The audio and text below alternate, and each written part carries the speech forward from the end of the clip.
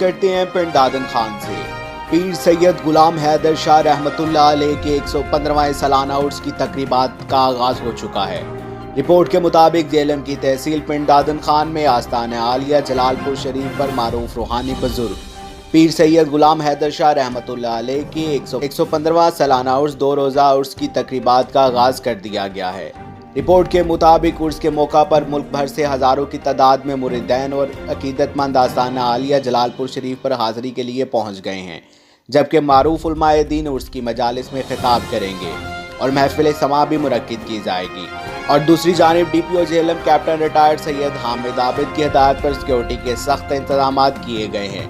बाद अज़ा कल बरोज़ हफ्ता सपहर इख्तितामी दुआ सजादा नशीन आस्ताना आलिया जलालपुर शरीफ पीर सैयद अनीस हैदर शाह फरमाएंगे। मजीद जानते हैं खुर्रम शहजाद की इस रिपोर्ट में।